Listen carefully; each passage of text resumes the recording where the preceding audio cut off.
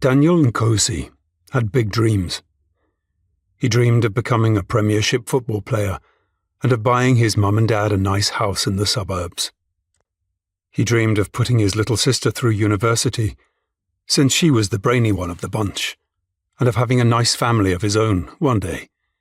He could see it now. Big, raucous barbecues on sunny days with plenty of laughter, singing and dancing. The best part?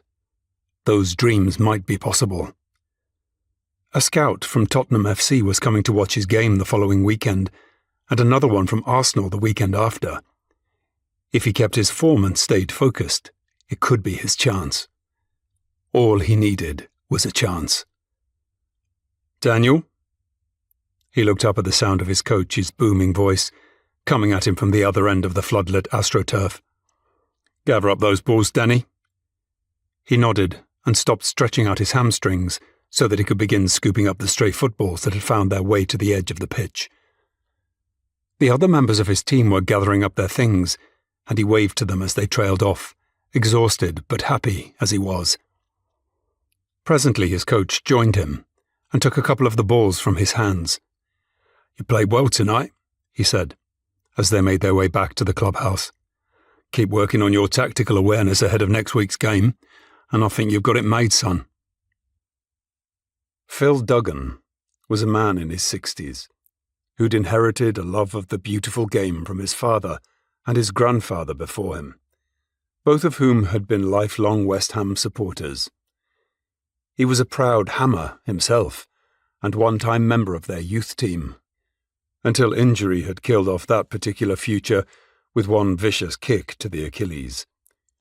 It had taken years to come to terms with the loss of what could have been, but once he had, he'd found solace and a sense of purpose working with the young lads whose future was still unwritten. He helped them to become better footballers, and perhaps more importantly, he helped keep them off the streets and out of the gangs which were an omnipresent scourge in that part of London. Very occasionally, he came across a player who had a real chance of making it, which brought a little ripple of excitement. He loved to see them flourish and develop, to hone their skills alongside their discipline, and to wonder whether one day they'd wear a sacred yellow and maroon jersey as he watched them from the stands. Daniel Nkosi was one such kid. At 14, he was already older than most of the young players who entered the Premiership youth academies. He'd discovered the game too late, but had shown a natural talent from the outset, and over the course of the past 2 years had continued to shine, so it was possible, just possible, that he could still make it. "I'll do my best, coach," he said, and Phil gave him an encouraging pat on the back. "I know you will," he said. "You're a good kid, Daniel.